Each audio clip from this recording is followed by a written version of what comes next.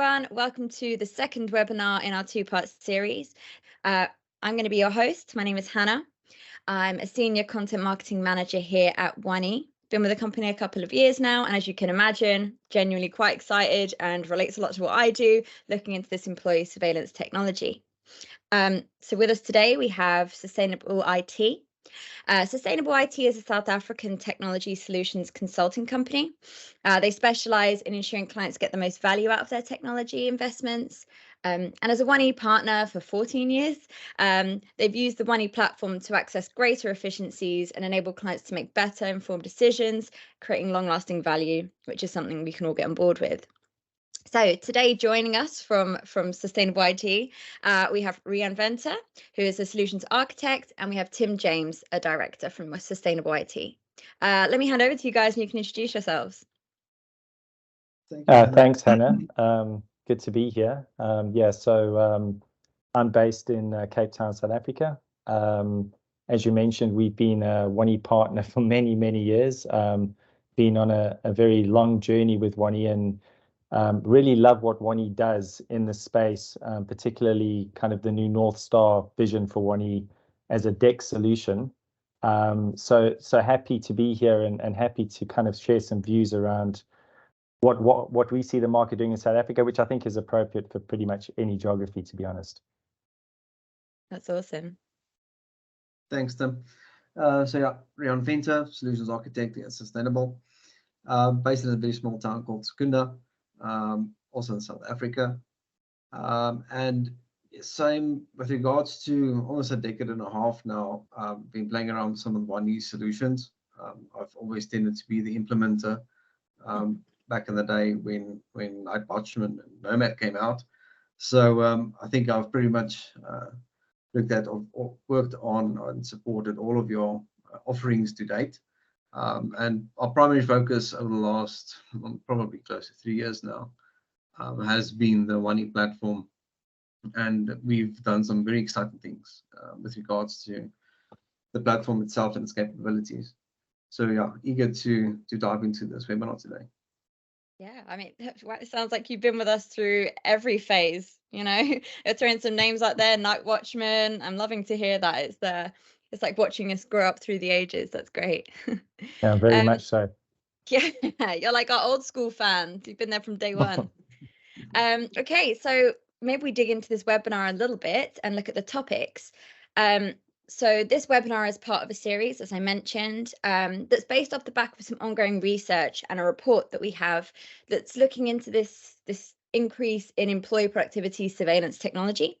And that's really looking also at the toll that it's taking of the taking on the professionals in this industry. It's not just something that has no effect. We don't just throw it into the atmosphere and leave it there. This has real world repercussions, right? So to give some context to everybody in attendance today, although I'm sure you'll know, we've all seen surveillance and employee monitoring technology becoming increasingly more relevant and more popular, especially following the pandemic-induced shift to hybrid and remote working. People just want to keep an eye on what their teams are doing. Understandable if you're not physically with them. That makes sense. But with the increase has raised some more issues. So it's become something of a regulatory issue as well. Most recently, we've seen federal agencies, I should say, like the NORB and the CFPB begin focusing on regulating these employee monitoring technologies and the way companies are using them. And in some cases, it's even prompted like legislative changes. So it's becoming a real big deal. Like I mentioned, the legislation that comes with it brings some legal and ethical implications that we've been looking into. Can only speak for 1E, but that brings us into the DEX world as far as I'm concerned. You're already throwing that out there already, the DEX aspect of this. We believe that focusing on DEX instead of surveillance, as it is a more ethical approach to employee productivity. It's taking a more human-centric approach to keeping productivity front of mind. And that's why we really want to understand what the market thinks about this. And that's where our report and research come in. So on this screen here, you can see some key stats that really do sort of provide some insights into how the market is feeling about this. 73% of IT managers are uncomfortable instructing their teams to to implement this technology, which is quite telling. And even when it comes to things like employee retention or gaining new talent, 52%, that's more than half of IT workers would turn down even a really desirable IT position if they knew that they were being surveilled in this way. I won't read through all of them because you can take your time and take them in yourselves. But these are some really telling stats, right? If you're interested, I should add, in reading about this in some more detail, you can scan the QR code here to take a look at the research report in full that we did in partnership with Wakefield. And alternatively, I've mentioned a couple of times now, this is part 2 of webinar series. If you want to catch up on part 1, you can scan the other QR code here and see what was discussed in that initial webinar too. So with all of the admin, let's say, all of the niceties out of the way, we can dive into some questions and really start digging into your brains there, guys. So I'll start with a straightforward question. What motivates IT departments to put employee surveillance measures in place in the first place? What problems are we trying to solve with this? Yeah, Hannah, perhaps I'll start with that one. I mean, it's fairly obvious if you look at where we've come with the pandemic, and we're very, very similar to the rest of the world. Everybody went remote. We're starting to see quite a shift back to the office in South Africa, but the majority of organizations are at least going hybrid. And that brings with itself some huge challenges around, well, what are my staff doing? I think initially in the honeymoon phase of that, a lot of organizations, certainly ones that I chat to, I've got a very large client in the insurance game, and they saw massive productivity improvements when, for example, their call centers went remote initially. But I think that honeymoon period started to wear off, and I think people got comfortable at home, and perhaps they didn't have their eye on the ball. So I think that's one of the reasons why organizations are driving to kind of understand what people are doing in their remote offices or their home offices. And I think coupled with that, there's a huge drive towards actually measuring productivity. And the reason for that is because we're in an economic downturn, and there's a very good chance the States will go into a recession towards the back end of this year. In South Africa, we've got some challenging challenging business landscape. So at a macro level, to get the most out of your staff is quite critical. And I think that's why organizations are toying with this issue of how do we actually manage and measure this stuff. So that's more than likely why organizations are doing it. And then at a more micro level, I'd say they just want to make sure that people are doing what they should be doing and are able to do what they should be doing. So perhaps they're trying to identify training issues or et cetera, et cetera. So that's really, in terms of my perspective and chatting to clients, that's why they would be putting these kinds of technologies in. Yeah, it's well in good intentions. It's not too big brothery from their perspective anyway, maybe. Yeah, I mean, we may get onto some of the challenges around how staff perceive it, and Yes. It very much is kind of George Orwell, Big Brother kind of scenarios, but that is why it's being done. And maybe just to elaborate, I mean, I've got a fairly lengthy past in the IT industry, and I think if you go back to management systems in kind of the 90s, where there was a lot of focus on people being at their desk and time-based and not really an output-based management system, we seem in a way to be kind of going back to those days where we don't trust our staff and we actually want to monitor everything they do. I, for one, don't particularly like that management style, but I can understand why some companies would be adopting it. Sure. And Riaan, is there anything you'd like to add? Yeah, Tim didn't give me a lot to sorry, mate. To add, but no, Apologies. I mean, the other side of the coin, obviously, is that you could also be doing this for implementing surveillance technologies to ensure compliance to the company's regulatory standards and policies and so forth. So there's a security aspect to it. You don't necessarily intend to monitor your employee per se. But you do want to make sure that he's not visiting dodgy websites because he's working from home, you know. So that's the other side of the thing as well, is getting additional visibility. And again, that's where probably DEX comes in, rather than, you know, having a complete lockdown surveillance solution, rather than just managing DEX in itself. So I think that's the only thing that Tim didn't mention, but potentially was just that aspect. I'll let you speak next. You're so polite. How fantastic. As a Brit, I'm loving that. I'm a former Q. Well, you guys have really teed us up quite nicely for the next question then, which would be off the back of that. What are some wins and losses that are associated with this technology that your clients have seen when they're using, you know, the productivity surveillance?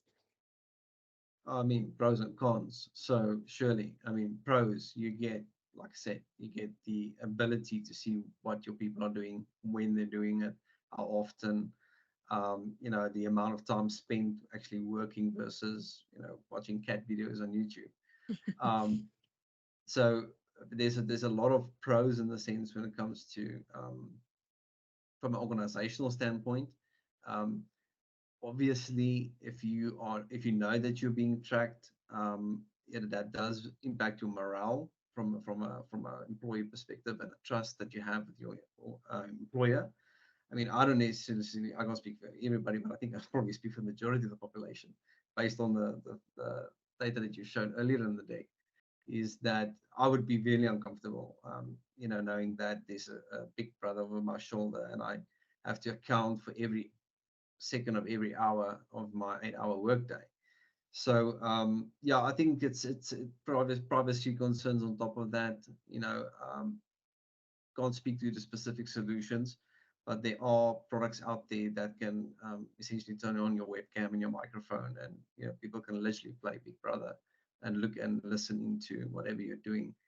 And then, yeah, I think that's pretty much the high level, you know, pros and cons to it. Is that you can make decisive decisions and secure your environment, because you know what people are doing that they shouldn't be doing. But then in the same sense, the people will know that you're looking after them, you know, not after them, but looking at them constantly. So it doesn't, you know, enhance the efficiency of that individual. I've always been more prone to, I think Tim just mentioned in the question before, meet me on my outputs. Should I be penalized for doing something in a half an hour that takes other people 3 hours? It's a very difficult, you know, aspect to look at it if you look at it that way. Yeah, for sure.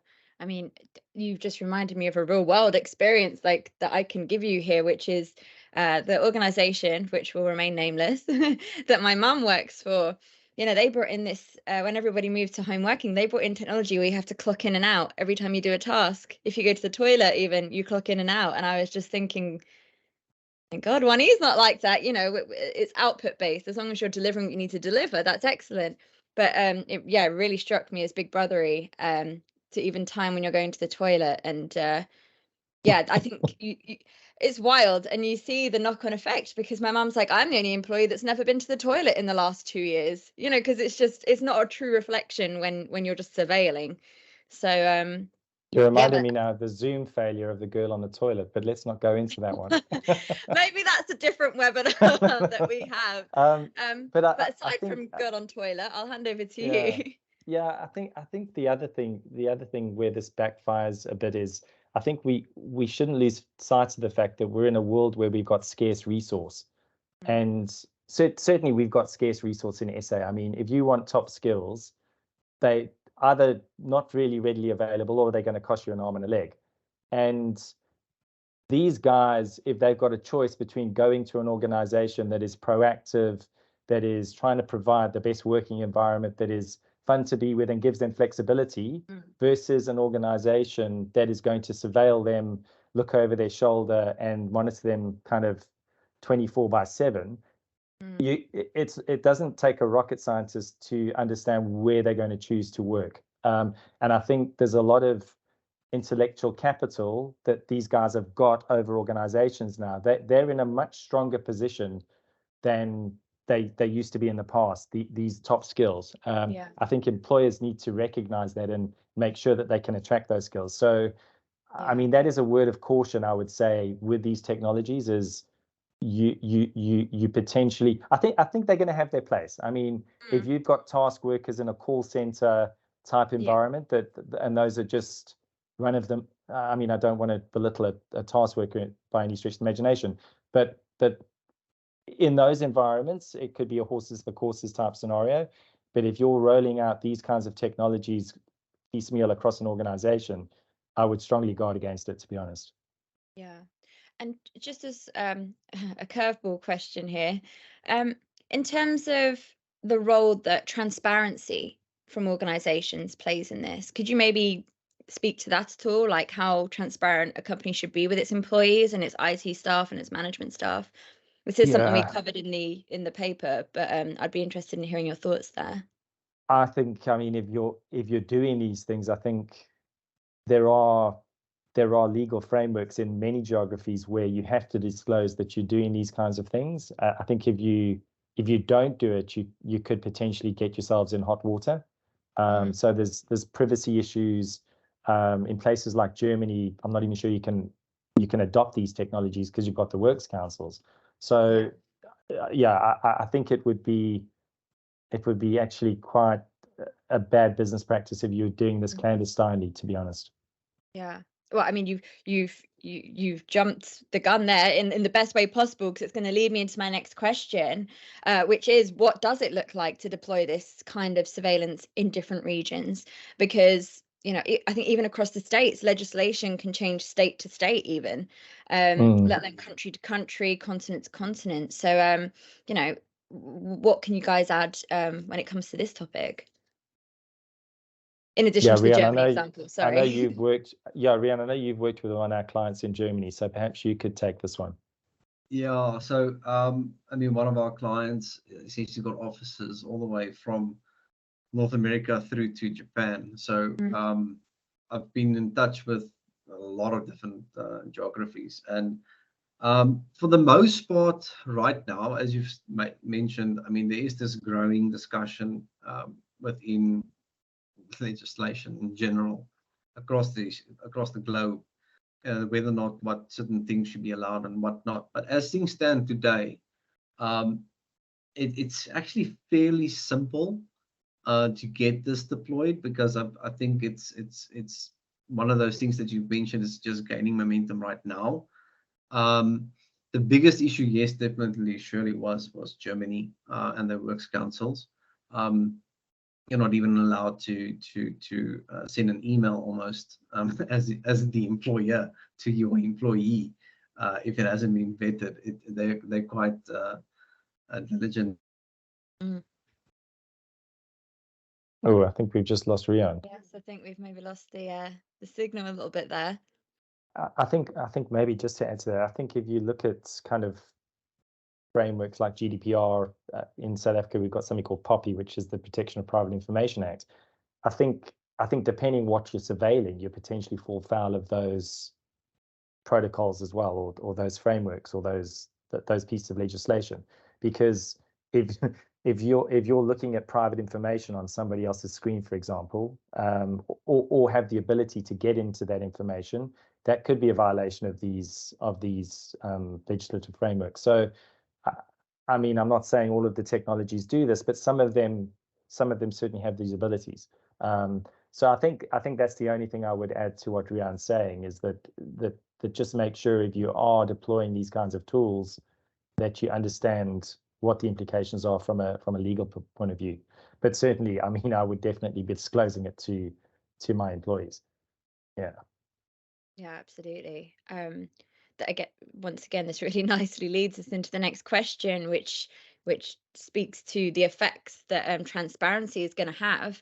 You know, what kind of effect does this tech have on the employees? You know, those that are aware of it. You know, are you hearing stories that back up the stats in the report, for example, some of those we saw in the first couple of slides there? Yeah, I think it's quite interesting, really, because I mean, I'm not knocking any vendors in this space. I mean, obviously, every bit of technology has got its place. But if you look at the reasons why these are sold, they're often trying to sell the benefit, as in, well, you can see what your employees are doing, and those that aren't performing, you can help them get better and train them, for example.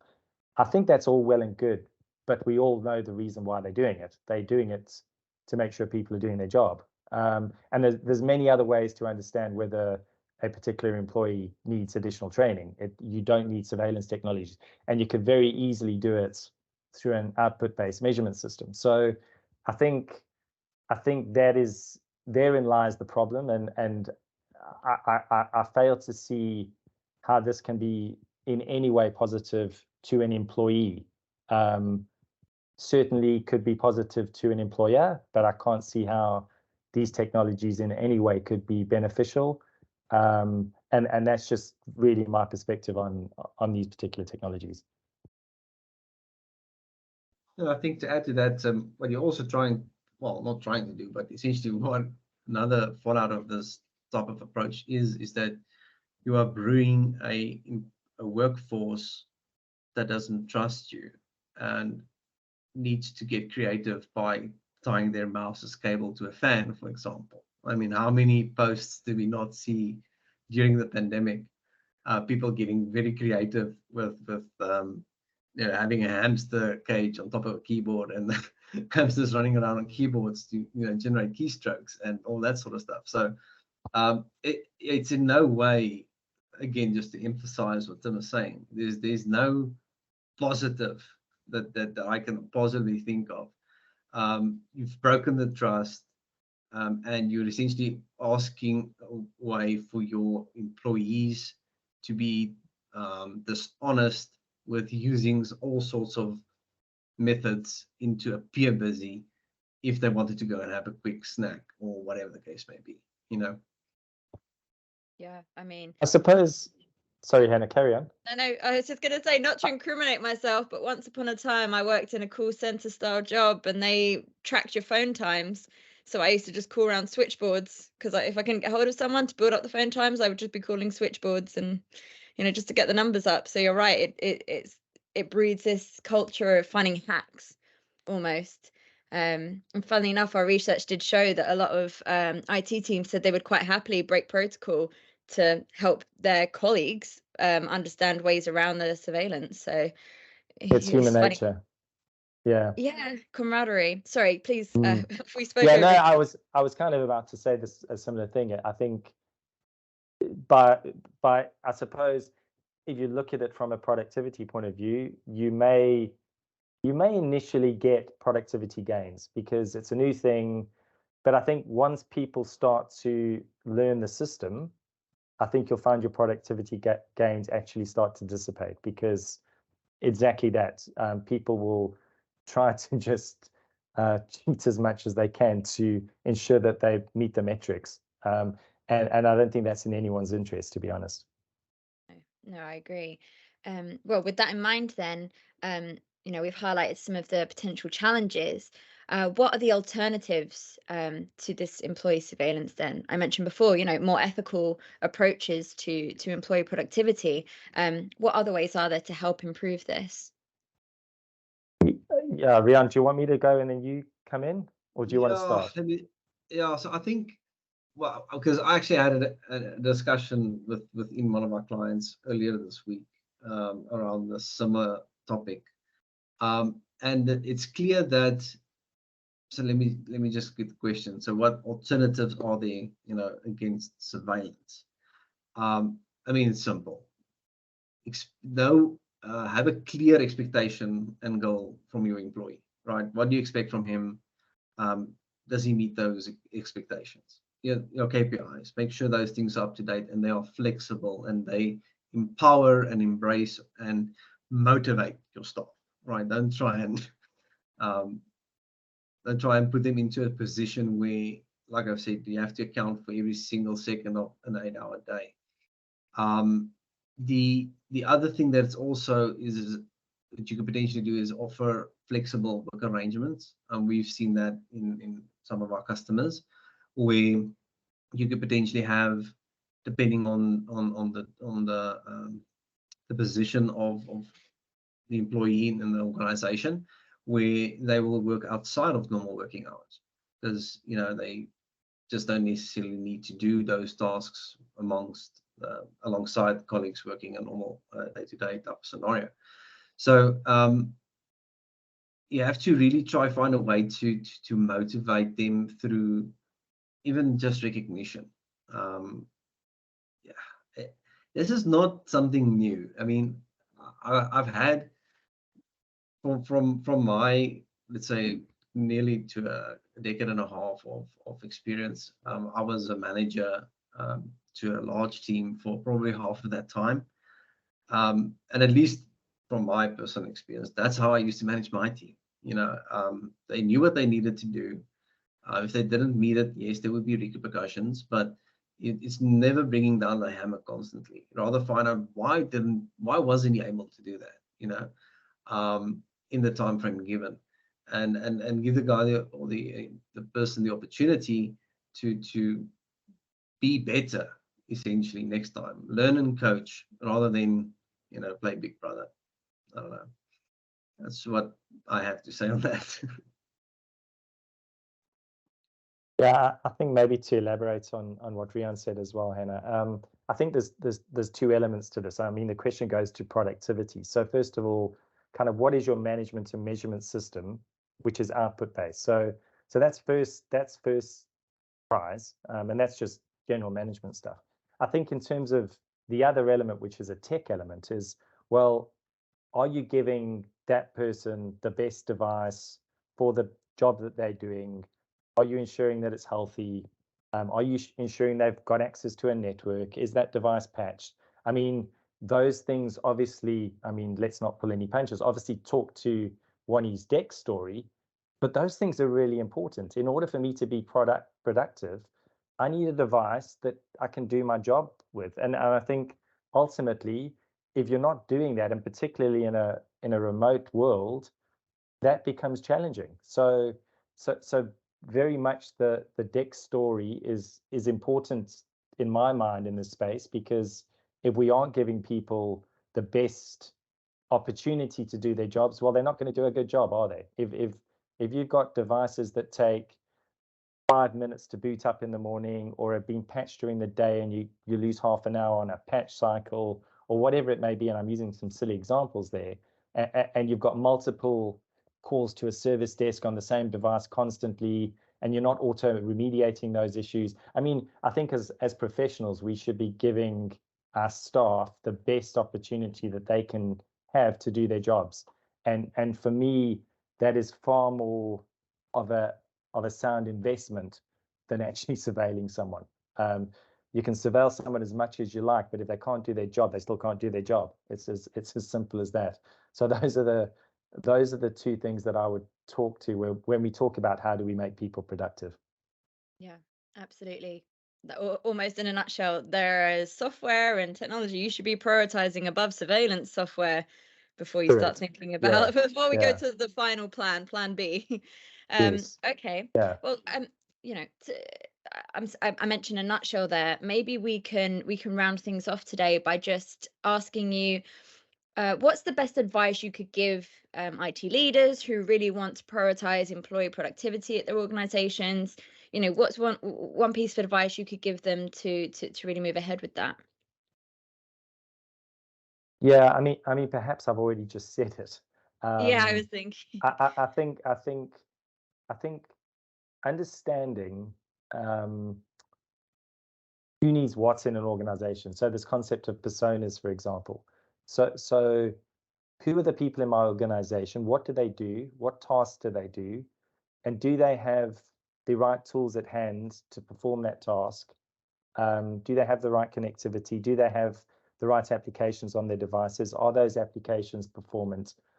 Understanding the experience of not only that device, but also how that end user perceives the service. I mean, as IT professionals, we always love to kind of manage to kind of 99.99, but if ultimately we've got staff that think we're providing a substandard service, then we're really not supporting the business goals. So I think in a nutshell, ensuring that people can do their jobs all the time, when they want to, where they want to, and how they want to, is probably the best advice I could certainly give in terms of productivity anyway. Great, thanks, Yeah, Tim. I'm trying And to Riaan? think of some of the stuff we've done most recently that will speak to this. Is that we, for example, done an exercise where we were looking at the experience metrics that Bunny provides for our workforce, the age of those devices, and where our incidents were coming from. So, I mean, to answer the question, IT leaders, get your data and understand your data and digest that and make informed decisions. Because I think that a lot of times, if you don't have the solutions like Dex in place, you have this void where you're essentially making assumptions, and you're going on your gut, saying that, okay, there's a bit of data that I don't have because I don't have a tool set that provides it. But we found that, interestingly enough, we had more incidents from devices that were 0 and 1 years old compared to devices that were 3 and 4 years old. So that speaks to how do we deploy our endpoints? What processes do we have to enable self-help? What do we have that a user empowers? How do we empower an end user to be productive and not disrupt that user for a week when his device was due for a replacement, right? So it's something we did now recently. It added a significant amount of value at our customer. We are looking at the whole process from A to Z on the technology, from a technology aspect, to say, are we still doing things the way that we did it 10 years ago, but we just updated it along the way? And isn't it maybe perhaps time that we start with a clean slate and look at what we have? Because obviously what we have today with 1E is tenfold that existed in the world when we initially developed our processes and our technologies in order to enable end users to work. So leaders should take it on as a business initiative and not an IT initiative. Don't try and fix your IT problems. Try and use IT to solve your business problems. Yeah, that's great. I love that. One thing that we love to hammer home is, DEX impacts the business bottom line. It's not just a nice to have, it's going to have an effect on productivity, customer experience, retention, revenue, and in the same way. Yeah, exactly. I think you've nailed it there. Sorry, was there something else? No, I was just agreeing. Oh, okay, good. I was like, oh no, I've spoken over you again. Well, look, thanks so much. You've given me a lot to think about, and I'm sure everybody else watching is taking notes too. We'll round things off here by just reminding you guys that we have got the report. Oh, a little bit of thunder there. I hope that didn't disrupt anything. It's really sunny in the UK as ever. Yes, we've got the report there for you to download with that QR code, and then we've also got part 1 of this webinar series that you can check out too. I just want to say to you guys, Tim, Riaan, thank you so much for joining us. It's been genuinely a pleasure, and I hope we get to catch up again soon. Pleasure. Thank you. Thanks so much. Thank Take you care. so much. Pleasure. Have a good day. You too. Bye. Bye.